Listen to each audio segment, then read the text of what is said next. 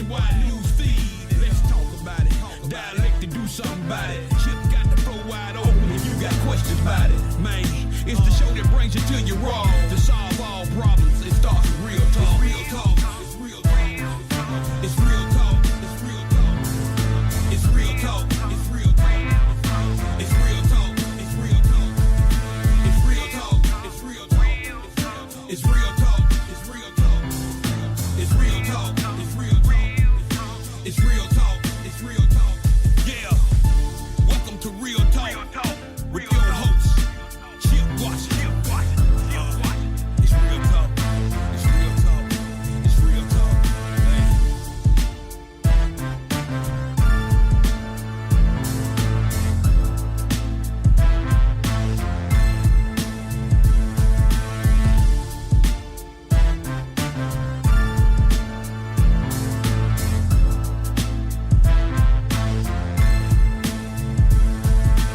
And here we go. Here we go on a beautiful Monday evening in the city. It is October 20th, 2025, 6 o'clock straight up, which means it is time, ladies and gentlemen, for an all new and live edition of Real Talk Memphis. Welcome, wherever you are.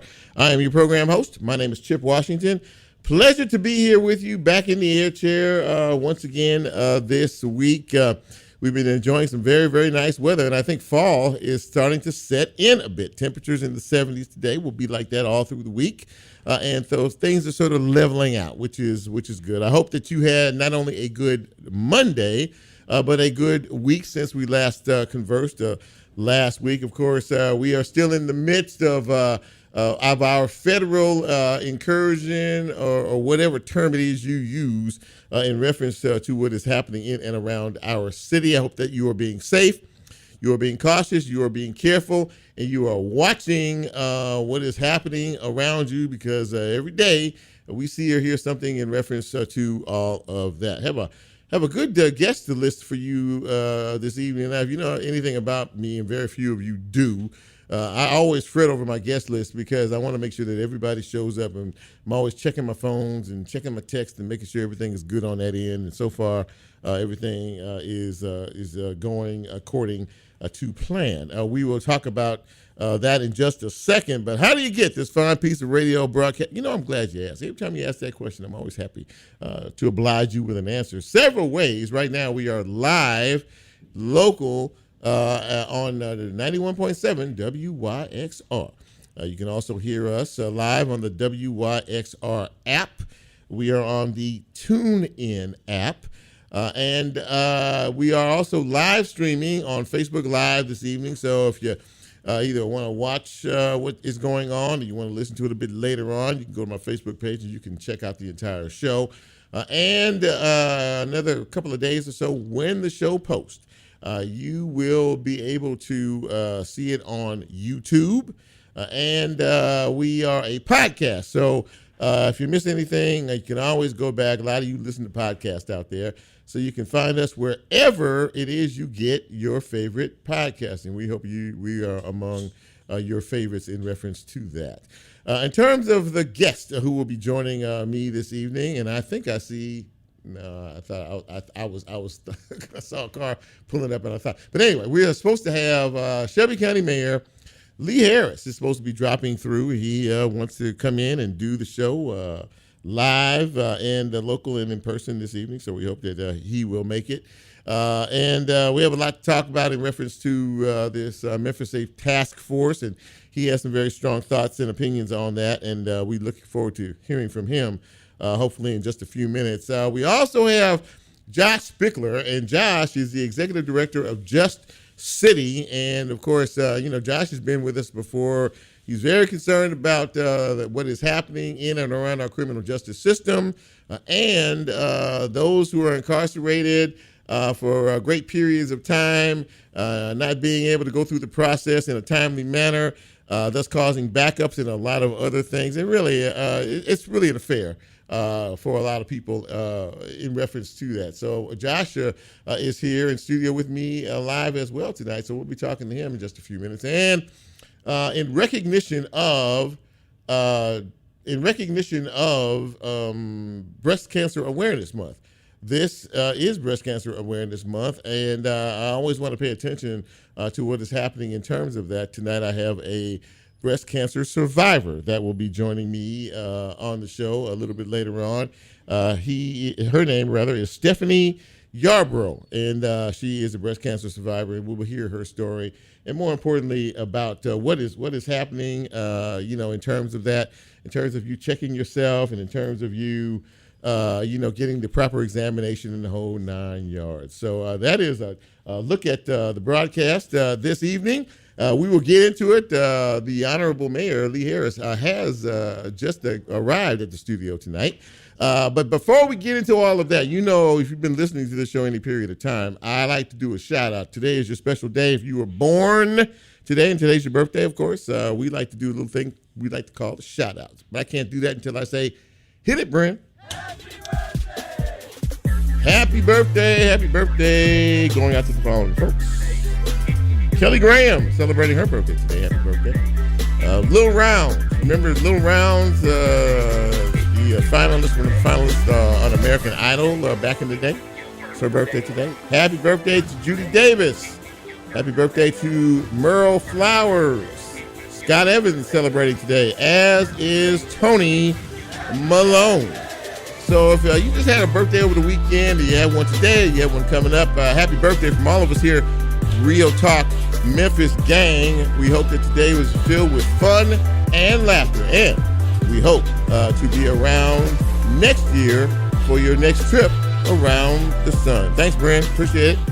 Let's take a quick look at some news and notes before we get into things this evening.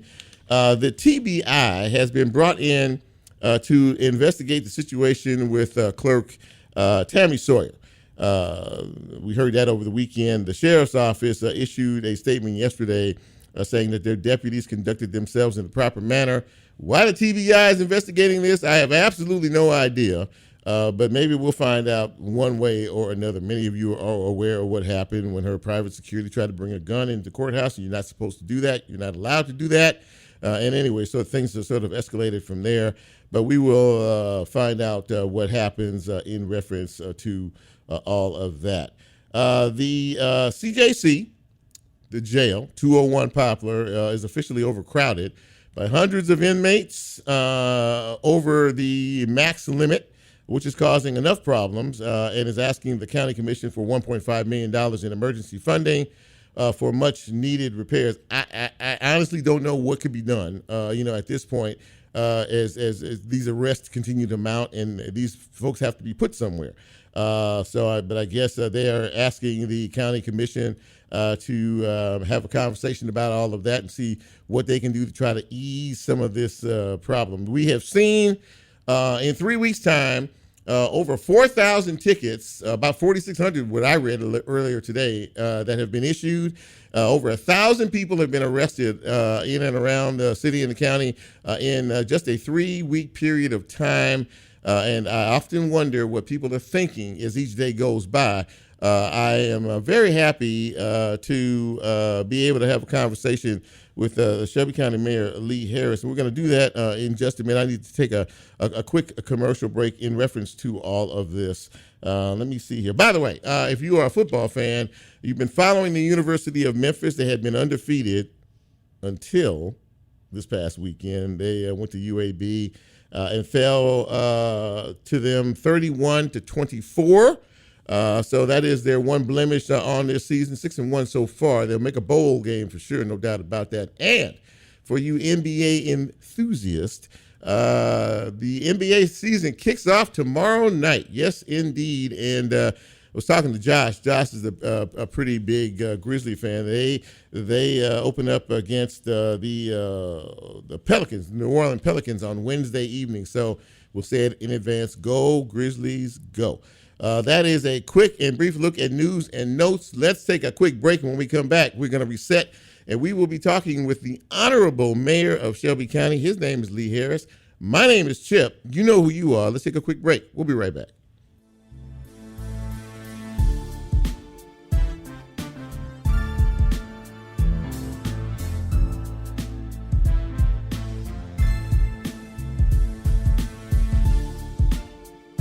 If you like Real Talk, here's a way you can get involved. Do you have a show topic idea or suggestion? Want to be considered a guest? Or have a guest idea? Then send Chip a message on his Real Talk show page and you can be a part of the Real Talk experience. So as he always says, go out and tell somebody. We'll be right back.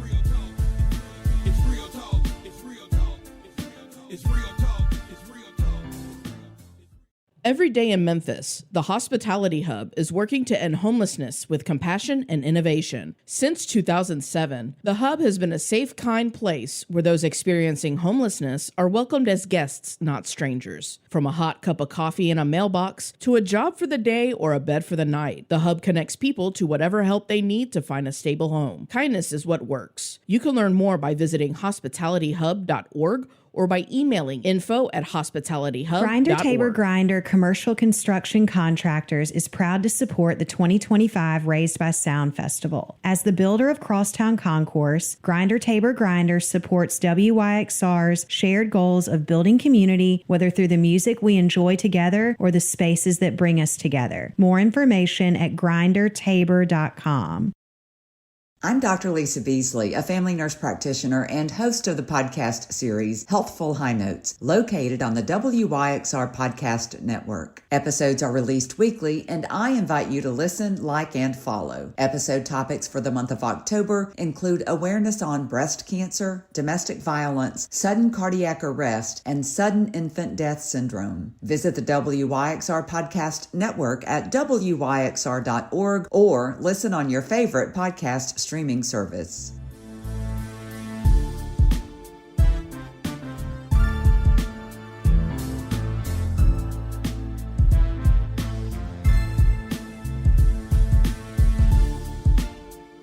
Get Real Talk on the TuneIn mobile app under WYXR, and he's now streaming live on Facebook. And you can also catch a rebroadcast on YouTube. Just put WYXR in the search box and hit subscribe. Now back to more Real Talk with Chip Washington.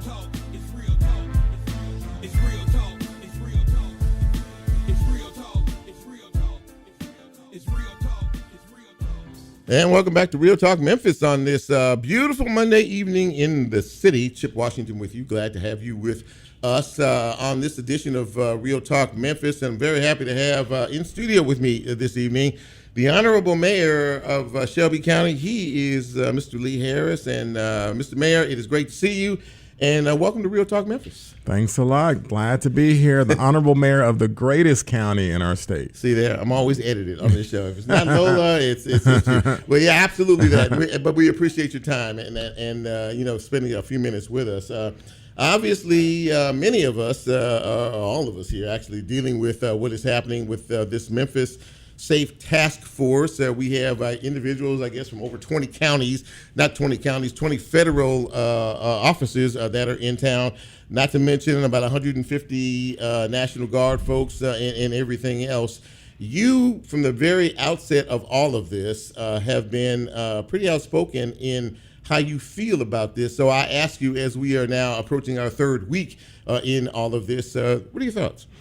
Well, I've been pretty nuanced from the beginning. So I've said that we have regularly asked for more support and investment from the governor's office in terms of more highway patrol, more gun violence intervention funds. We begged and pleaded for them not to take away the TBI crime lab. We were, very discouraged when the FBI field office was moved out of Memphis and Shelby County and tried to fight that as best we can. So we're all for investments in Memphis and Shelby County with respect to public safety and even for law enforcement agencies. I've tried as best I can to partner on all fronts. But what I've said is that you can't use the military and National Guard against American citizens. The military and National Guard are for foreign adversaries for cases of cases of rebellion. It's not to be used against American citizens.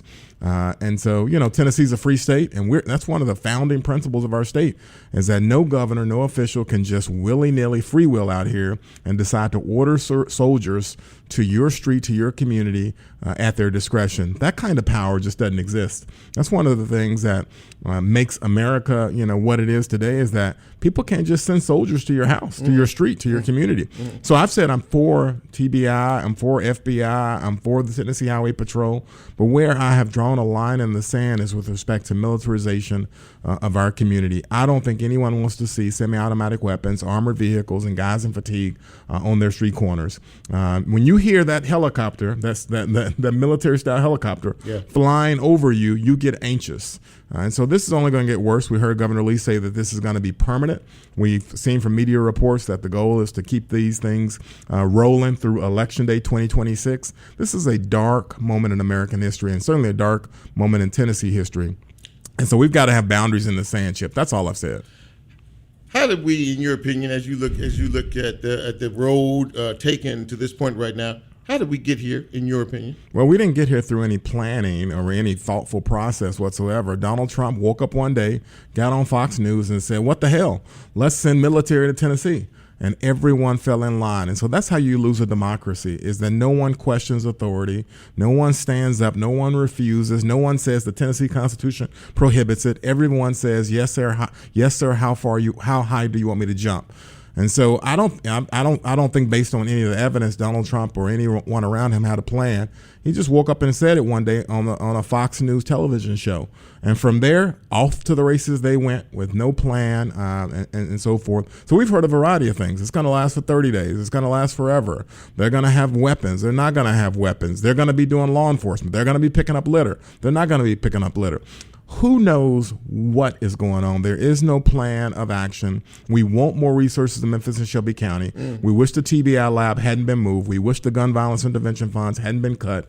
We wish that we could have a thoughtful conversation with state officials around the proliferation of guns, because that's what causes most of the crime. Sure. It's the proliferation of guns. Sure. And we know exactly what happened because we can look at the stats. When they pass guns in cars, guns on street corners, guns without permits, it has resulted in just a windfall of guns that end up in our criminal stream, because people are walking around with guns and leaving them carelessly in cars with unlocked doors and leaving them all over the place. And so now every youth knows to check the door of every car in Memphis to find a gun, right. And that gun ends up in the criminal stream. If we could just have a conversation with the governor about that, just changing the laws just a little bit to accommodate what's going on in Memphis and Shelby County, we'd have long-standing, sustainable public safety. But instead, we've got people shooting from the hips, violating the Constitution in front of our eyes, and we're persuaded because of the promise of zero crime.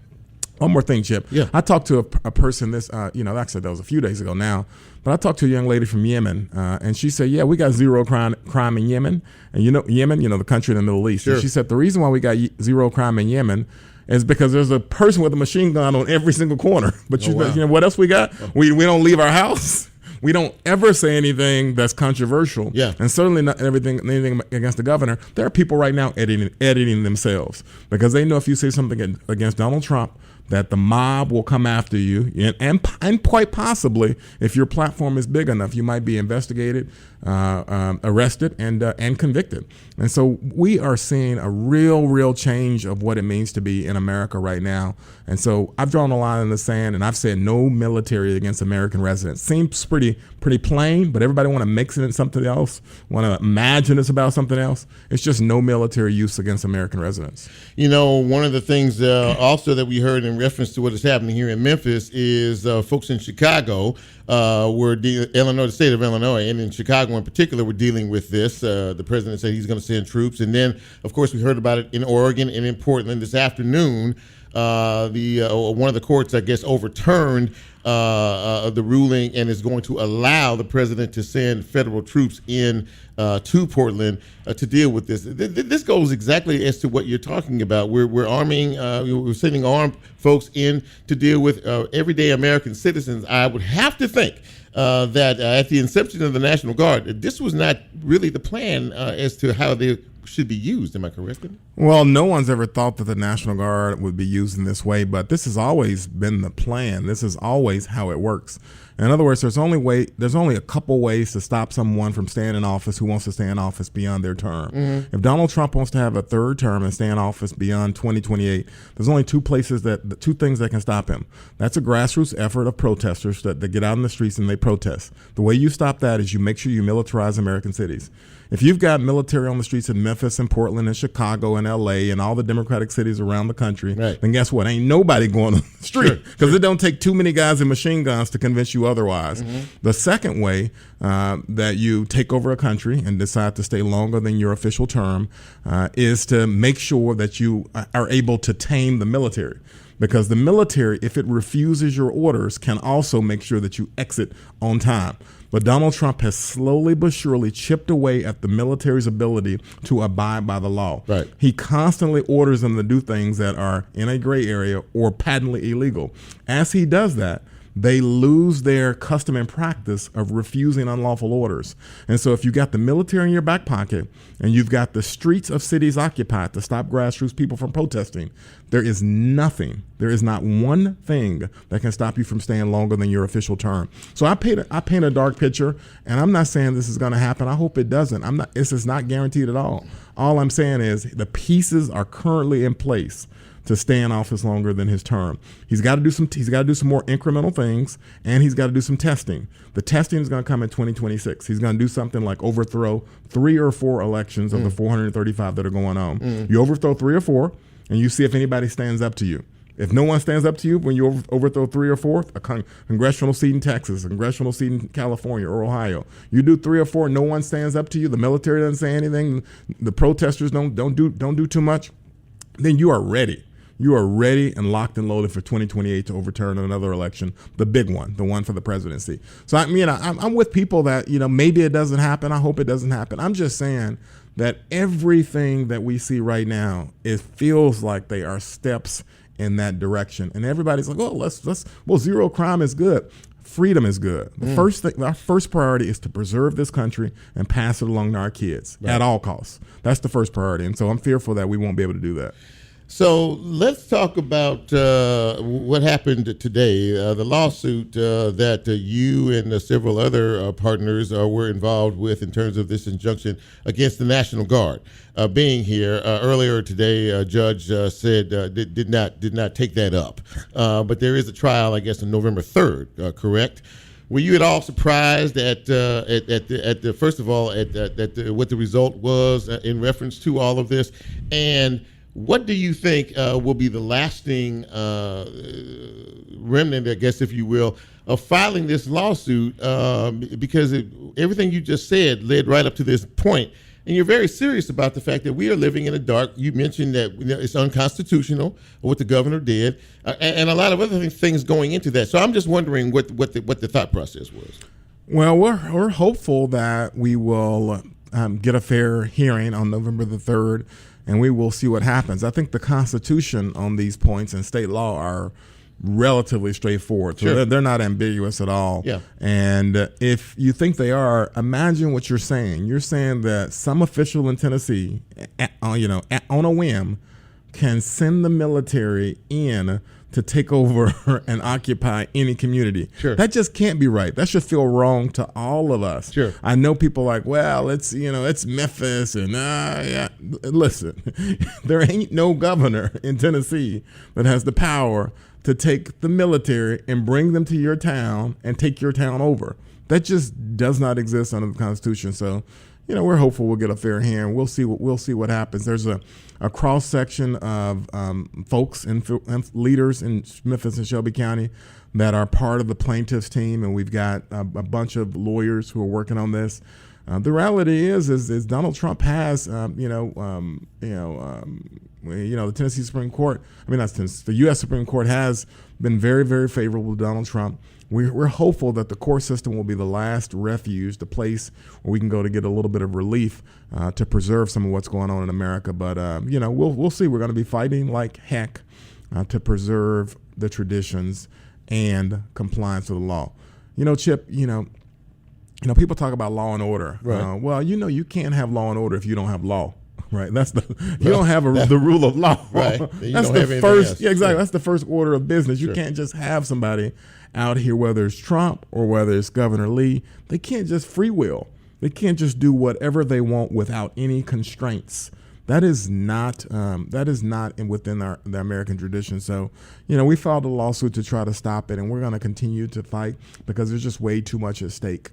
You have said, and you stated it again today, that you feel uncomfortable about all of this, and you've heard some stories from residents in the city that are rather disturbing about folks being stopped and situations. There was one before I left my house this afternoon about a family that was hit on by several law enforcement agencies, held outside in handcuffs for an hour before they were let up, and then they arrested the husband looking for another man.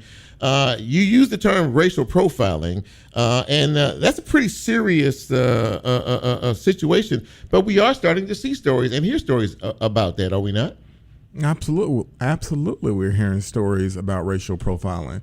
I've only spoken the truth, and it's just that. I mean, I've heard these stories directly from individuals who have been stopped, who are Latino, and were given no reason for the stop. And because they were given no reason for the stop, they reported to me that their best guess is that they were stopped because they were visibly Latino.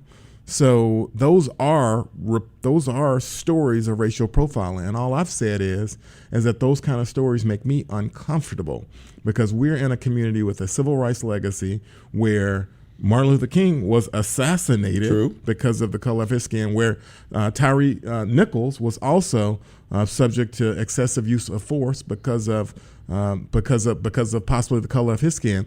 So with all that history, I am very uncomfortable that we might go down that road. I don't know if those stories are true, but I've raised more awareness and my concerns about the stories that I've heard firsthand from individuals, and I've asked for answers. We've not heard any answers. Right. We see the reports, at least I see the reports, and other law enforcement agencies see the reports every day. And those reports have mugshots in them. And I can tell you, Chip, those mugshots are not representative, at least color-wise, to the proportion of individuals in our community that are driving around white versus black or black versus Latino. Those mugshots demonstrate a disproportionate impact on people of color in our community. And so those are questions that just need to be raised so that hopefully we can get answers. We have not heard an answer to what is going to happen in response to the accounts of racial profiling. What I would hope would happen is, first of all, we need those reports to be distributed widely. They're not. They're marked law enforcement sensitive, and they're not distributed widely. And so that's a lack of transparency. Right. And that should give us all pause in America, because I don't see anything sensitive in those reports. And so I would hope that those would be distributed for everyone to see for themselves and then make a judgment. And number two, I would hope that we could get some demographic data on who's been caught up in these arrests. There's demographic data on the TBI and its operations in the normal course. And state law provides for that. But there's been no demographic reporting on what's going on with this dragnet and who's being caught up in it. One final question for you before I let you go, and I really appreciate you being here. What is the message you would like people in Memphis and Shelby County to have right now, to take from this as we continue to move forward in the land of the unknown? I would just ask people to wake up, man. I mean, wake up. I mean, the takeover of your community, the undermining of your rights, your ability to pass along some of these traditions to the next generation, it does not happen overnight. It does not, right? It happens incrementally. It happens just like this. And so I'd ask people just to wake up and to pay attention. And whatever their line is, wherever they would draw the line, I want them to figure it out. If you wouldn't draw the line at military occupation, that's fine. That's on you. But at some point, you've got to draw the line somewhere. How far is too far to go in America? Because we are a country that is, bolstered by the rule of law. So that's got to mean something. That's got to mean boundaries on conduct. So figure out amongst yourself and with your family is where you draw the line. Because when you see it, you've got to try to do something about it, because we're gonna cross a lot of lines here if people keep kind of being asleep at the wheel as this change is happening before their eyes, but it's happening so slow and incrementally that they don't recognize it. The Honorable Mayor of Shelby County, Lee Harris, joining us this evening. Mr. Mayor, thank you so much for taking the time and coming to speak with our listeners. I really appreciate it. Very good. Thanks a lot. Absolutely. Let's take a quick break, ladies and gentlemen, and reset. When we come back, we will continue on this Monday ride we like to call Real Talk Memphis. I'm Chip. Don't go away. We're just getting started. We'll be right back.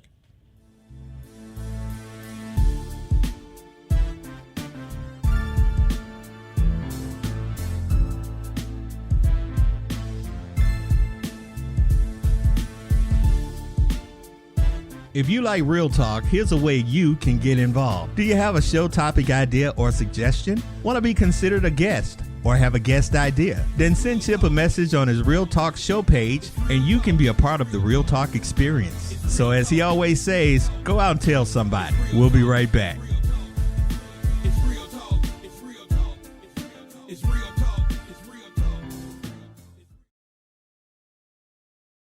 Grinder Tabor Grinder Commercial Construction Contractors is proud to support the 2025 Raised by Sound Festival. As the builder of Crosstown Concourse, Grinder Tabor Grinder supports WYXR's shared goals of building community, whether through the music we enjoy together or the spaces that bring us together. More information at grindertabor.com. I'm Patrick Tamburino, host of the Techno Strategist podcast. Join me as we navigate the ever-evolving world of IT managed services and beyond. We'll explore everything from selecting the ideal tech partner to the forefront of cutting-edge technologies, all infused with my own unique perspective and hopefully a touch of humor. Don't forget to tune in to the Techno Strategist on the WYXR podcast network. For more information, head over to wyxr.org.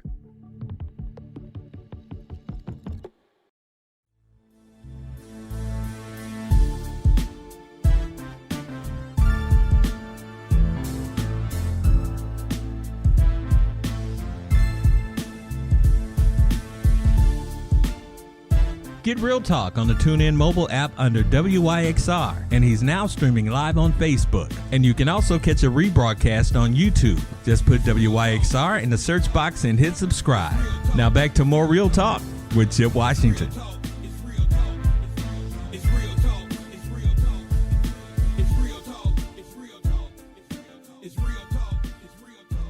And welcome back to Real Talk Memphis on this Monday evening in the city. Chip with you, and we just had a very interesting conversation with Shelby County Mayor Lee Harris, who, if you could tell by listening, is a little fired up about what is happening in and around our city and in our county. Another fella who spends most of, if not all of his time seeking justice in the criminal justice system.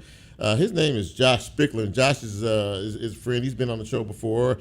And I reached out to him last week. I said, Josh, I got the mayor coming on the show. And I said, would you like to come and share your thoughts about what is happening with all of this? And he said, absolutely. So, ladies and gentlemen, please welcome the Executive Director of Just City, Josh Spickler, to the program. Good to see you, my friend. Thanks, Chip. It's always great to be here. Okay, so you were sitting in here when we had this 15-plus minute interview with the mayor. What'd you take away? Well, it was quite dark, which he admitted to.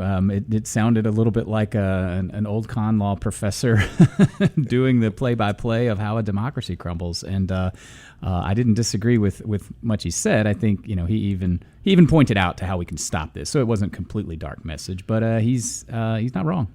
So, and so from your perspective, having seen this, watching this day by day, you're intricately involved in what is happening in the criminal justice system. We've heard the DA Mulroy say that this is going to be harder on his office. We've had over 1,000 people arrested in 3 weeks, jail overfull, which means there are a lot of folks that are in there looking for justice, maybe for crimes that aren't major crimes. everything is pretty much grinded to a halt. Am I correct in that? It's close. I mean, it's getting worse. When these agents arrived, it was already very slow. It being the booking process into the jail, setting bonds, updating the information system so that folks like you and I can get information about our loved ones maybe who are in the jail. All of that has gotten incredibly slow. It hasn't quite stopped, but it is so slow that it is driving jail population, and it is making it very, very difficult to understand exactly what's going on. The numbers are really eye-popping. I mean, we've looked at bookings compared to last October just to choose the same month because there are cycles in the arrests, and it is at least 50% more bookings every day in Shelby County since October 1. And so it's just a disaster at the jail. It's a disaster in the courtrooms. Bails are going up, RORs are going down. People just aren't going anywhere. So on the whole, with all of this Memphis Safe Task Force and this operation that was engineered by the president and the governor, what troubles you the most about all of this? I think the willingness of our community to sort of go along with it. I mean, I think that when it first happened, if you had polled Memphians, I think a majority of Memphians would have said this is not that bad of an idea. But beyond that, I think a lot of our elected officials and the folks who quite frankly make decisions and operate our criminal legal system have gone along with it. I just mentioned how bond amounts have gone up, how releases have gone down, and those decisions are exclusive to Shelby County. The federal government can come in here. It can send 1,500 agents. It has. It can arrest thousands more people. It has. But ultimately, because this is not about what they say it's about, it's been mostly about lower-level, nonviolent crimes. Ultimately, those arrests, most of them are turned over to Shelby County. And then we can apply state law, and we can release people. We can set bails at affordable amounts. We can set them at unaffordable amounts. But we can follow the law with regard to pretrial detention, because the key here is that these folks are innocent until proven guilty, at least in the law. The presumption of innocence is almost dead, and this is maybe the last nail in the coffin. But Shelby County controls all of that, is my point. And we have not resisted. We have not come together as a county to say, in any real meaningful way, you will not go through our streets and sweep up people at corner stores and sweep up people in only certain parts of our community and force us to shove them in our jail, because we don't have to do that. There's a state law that allows us to do this differently. We're not doing it. And that's been the most disappointing thing to me. You know, it's very interesting. And the mayor used the term racial profiling. And that's a term I know you're very familiar with, and a lot of us are as well. The black and the brown folks. And I took what you just said a minute ago about the real meaning of all of this. And I ask anybody that I can talk to, what is the real, what's behind all of this? What is the real meaning of this? Because we're writing tickets left and right. Over 4,000 tickets, 1,000 people have been arrested on lower level crimes. To your point, what's behind all of this? Well, it's what Mayor Harris said. This is a political theater. This is a show of force. This is a largely white state administration and a largely white federal administration coming to one of the poorest, if not the poorest, and one of the blackest big cities in America, and forcing itself upon them as a show of force. This is not about violent crime. We had violent crime on the ropes in Memphis. It was still higher than a lot of other places, too high, entirely too high. But with federal investment and with state investment, we were making great strides. Things like violence intervention programming, other programming that you heard the mayor talk about with youth, things that really reinforce our communities and make them more sustainable and more able to resist violence. And those things were working, and those are the kinds of resources that we need. So if the federal government, if the state of Tennessee were serious, about coming to Memphis and helping us combat violent crime, they would have doubled down on what we were already doing, because we were at 25-year lows. And now instead, they have further ruptured the relationship between this community and law enforcement. They have set us back years, if not generations, and we will have to rebuild trust, and we will have to come out of this without 1,500 federal agents and find our way again to our communities, to the families, to the economic opportunity that will be, undercut severely by this operation. They are setting us back years. They are not interested in violent crime. This is not what this is about. It's another play by Donald Trump, just like the mayor described. What is, because this is a question that I have asked for a very long time, but what is, it's almost like there's an animus or separation or something, a disconnect, probably a better word, between the legislative body up in Nashville and what happens down here in Memphis, Tennessee. I mean, we have the biggest bullseye and the biggest target on us. But from your perspective, how do you see it? Where is this separation? Why is it that clearly there seems to be an animus toward Memphis and Shelby County? I mean, I think it's as clear as the mayor's description of reviewing those mugshots. I mean, these patrols, this task force is not patrolling the streets of Collierville. It's not patrolling the streets of East Memphis. Frankly, not patrolling the streets of my neighborhood in Cooper Young. And I think race is really the only answer to your question. I mean, this community exists in this place geographically because it was the best place on the planet for a long time to get cotton out of the Delta. And doing so required that labor be free, that people be enslaved. And that's why Memphis was built. Memphis was built to export to the whole world a crop that was harvested with enslaved labor. And so ever since the beginning of this city, it has depended on keeping black people under control.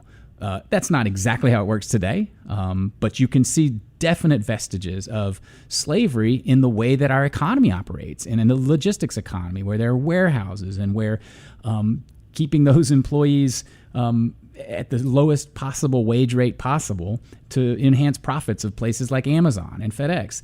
Those economic indicators are not that dissimilar from what made Memphis what it is in what it was in the beginning. And so, and that comes through generations, and that's in the DNA of this place, I believe. And it is control of black people, control of black bodies. It was our very survival at the beginning, and I think that it persists to this day. And something like this is in keeping with what this community has struggled with for hundreds of years now. One of the things the governor said when they were about to unroll this project with us here is $100 million that was promised, I guess, for law enforcement intervention or what have you. Now, I've heard you and I've heard a lot of other people say, you know what, if you really wanted to help us with federal funds, I mean, you would pour that into the cities and the communities to help poverty, education, and a lot of other things that are desperately needed. We have the wool pull over our eyes, do you think? Because that's kind of what I think. I don't know. Yeah, I think that, as you point out, that there is a divide between this community and the rest of the state, and I don't know when we're going to believe that all they want is control over us. All they want is control over this community, and pretending to invest and then pulling it back is in keeping with that. And again, like, we know what works. We were beginning to do it, and it's not any one administration's success. It's not any one person's success. But this community was figuring out on its own, with investments like the ones that we've already talked about, right, how to drive down crime. Right. And if the federal government and if the state government were actually wanting to help us do that, they would double down. They would reinvest in things like gun control or gun education, if it must be that way in Tennessee, violence intervention programs, investing in kids and youth and families and economic opportunity, of course. These are the things that combat violence most successfully, and that's not what we're getting invested in, are we? We're getting invested in militarized squads that are patrolling our cities, terrifying immigrants, and sweeping another generation of young black men into custody. Before I let you go, I think it's important to really notice, and I like getting different thoughts and opinions from people in reference to what happens down the road. The governor did say the other day that he didn't. I mean, they ask the question all the time: how long is this going to happen? How long are we going to continue with this? And he said, "What? It could happen ad infinitum." Well, that's a very scary proposition, Josh, for a lot of people. And what would your message be? Because you work, really, to me, on the ground floor of criminal justice in terms of how our citizens should respond. And do you think that collective voices like the mayor strongly suggested could make a difference in all of this? Yeah, I mean, the mayor's voice is very important. Any voice of resistance right now is very important. I think the simplest way to put it is not it can't be credited to me. It can't be credited to Mayor Lee Harris, and it's that injustice anywhere is a threat to justice everywhere. Sure. And it's easy to dismiss when you live in a bubble like so many of us do these days. But what I think the mayor hinted at, and what I would say to your question, is that when we give up our freedoms so readily, it's going to be very, very difficult for us to get them back. And what may not seem like an important sacrifice of freedom to a lot of people in Memphis right now, because this task force, this National Guard doesn't impact them, it's coming next for them, right? This type of tyranny, this type of authoritarianism does not stop because we say please. It does not stop because the color of our skin or our income. This is, as the mayor so vividly painted, a very clear path. And so what happens to our poor black and brown brothers today will happen to our wealthy, affluent white brothers tomorrow. And so we have to step up for those who have a little voice. We have to speak the truth like Mayor Harris did about the Constitution, the rule of law, and the value of real freedom. This is not freedom. Josh Spickler, Executive Director of Justice City. Josh, thank you, man, for coming in tonight, and thank you for the conversation, and more importantly, thank you for the work that you continue to do that so many need. Appreciate you. You bet, Chip. Thanks. Let's take a break, ladies and gentlemen. And when we come back, we're going to talk about a very important health issue. This is Breast Cancer Awareness Month, and we're going to have a survivor join me in just a minute. This is Real Talk Memphis. I'm Chip. Stay where you are. We'll be right back.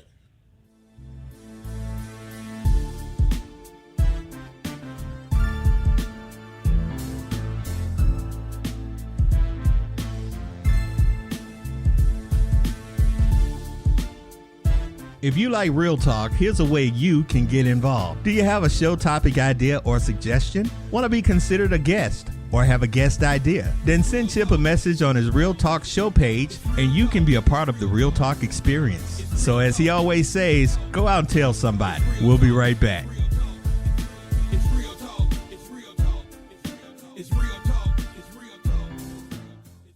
Support for WYXR comes from Outback Presents, announcing singer-songwriter Jason Isbell live at the Orpheum Theater on Friday, March 27th. Tickets and more information at Ticketmaster.com. Support for WYXR comes from Minglewood Hall, presenting St. Paul and the Broken Bones on Thursday, October 16th. Tickets and more information can be found at minglewoodhallmemphis.com. Support for WYXR and the 2025 Stereo Sessions comes from Independent Bank, serving Memphis, its businesses, and the greater community. You can find more information on how iBank can help you navigate your financial journey and hear client stories at i-bankonline.com. Huey's is proud to support WYXR's Raised by Sound Fest. Established in 1970 with 10 locations, Huey's menu includes burgers, sandwiches, and more. More information at hueyburger.com.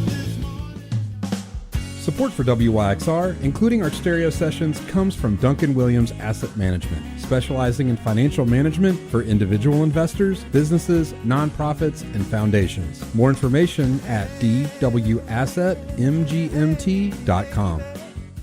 I'm Patrick Tamburino, host of the Techno Strategist podcast. Join me as we navigate the ever-evolving world of IT managed services and beyond. We'll explore everything from selecting the ideal tech partner to the forefront of cutting-edge technologies, all infused with my own unique perspective and hopefully a touch of humor. Don't forget to tune in to the Techno Strategist on the WYXR Podcast Network. For more information, head over to wyxr.org.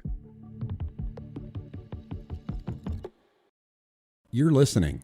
But are you in the know? The WYXR weekly newsletter is the best source for keeping up with events at WYXR, whether they are happening on our airwaves, behind the scenes, or out in the community. Log on to newsletter.wyxr.org to sign up for our mailing list and keep yourself in the loop. Want to reach a passionate audience who loves Memphis's arts and music scene? Sponsor WYXR and connect your brand with the city's creative community. More information at wyxr.org/sponsorship. Support for WYXR, including our 2025 Dowd Awards, comes from Iris Etc. Catering. Chef Kelly English offers flavors from his childhood in southern Louisiana, catering weddings, private events, corporate luncheons, and more. More information can be found at irisetcetera.com. Support for WYXR comes from Halloran Center Presents, featuring the Dirty Dozen Brass Band on Saturday, November 8th. Celebrating over 45 years since their founding in 1977, the New Orleans-based band has taken the traditional foundation of brass band music and incorporated it into a blend of genres including bebop, jazz, funk, R&B, and soul. More information at orpheum-memphis.com. Support from WYXR comes from Sunset Jazz at Court Square, a free, family-friendly concert series presented by Just Jazzin', downtown Memphis and City of Memphis. Held every second Sunday from May through October, this annual event brings the smooth sounds of Memphis jazz to the heart of downtown at 62 North Main Street. Each show spotlights local talent in a wide range of styles, from straight ahead to swing. More information can be found at sunsetjazzmemphis.com. I'm Patrick Tamburino, host of the Techno Strategist podcast. Join me as we navigate the ever-evolving world of IT managed services and beyond. We'll explore everything from selecting the ideal tech partner to the forefront of cutting-edge technologies, all infused with my own unique perspective and hopefully a touch of humor. Don't forget to tune in to the Techno Strategist on the WYXR podcast network. For more information, head over to wyxr.org.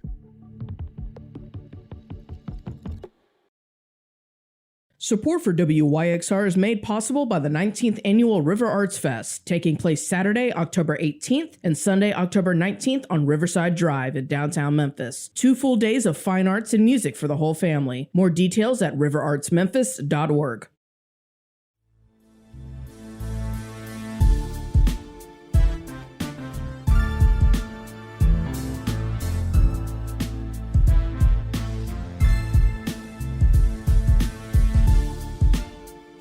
Get Real Talk on the TuneIn mobile app under WYXR, and he's now streaming live on Facebook. And you can also catch a rebroadcast on YouTube. Just put WYXR in the search box and hit subscribe. Now back to more Real Talk with Chip Washington.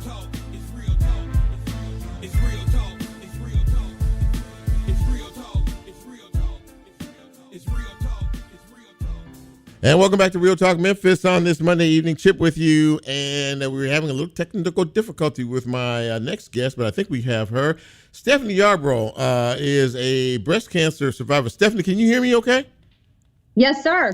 Well, listen, it is great to have you on the show this evening. I know our mutual friend, Dr. Steve, was the one who sort of set all of this up. Really appreciate you and your time.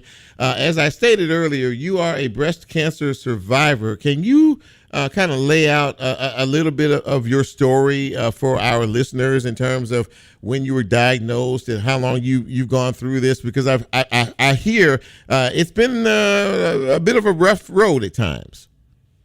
Yes, sir. So I was diagnosed at 31. Okay. I'm a 25-year survivor. Oh, congratulations. That's so, wonderful. Yeah. You can do the math on that. Yes, ma'am. But yeah, so I'm 56. It was hard in the beginning because my kids were not quite 2 and not quite 5. Wow. The advantage is I'm a nurse. I have an oncology nurse sister. Excellent support system, great access to medical care, Sure. all the things. But you still have to deal with it daily on a personal level. But I had surgery. I did chemotherapy, lost my hair, had to leave work for a while, all the things. But you do get to the other side of it.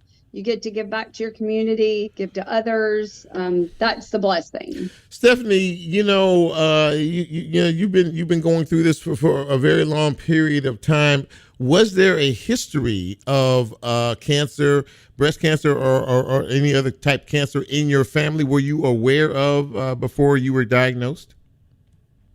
Yes, sir. Actually, my mom's mom was diagnosed at 31 as well. Oh, my. Okay. Obviously, many, many years ago, options for treatment were very limited. And she did ultimately succumb to the disease. But so, yeah, ironically, I happen to be 31 as well.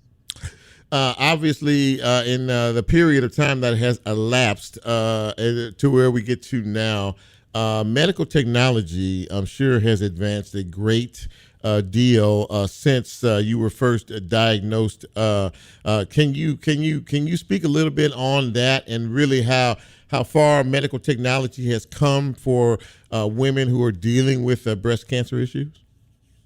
Absolutely. The number one thing being early detection, and knowing your risk, your family history, things that may lead you to need to be examined and watched earlier than most people. Sure. They have lots of different ways now to do that, be it, just a breast exam yourself every month that you should do. It's how I found mine. To your doctor doing an exam, to ultrasounds, mammography, CTs, MRIs.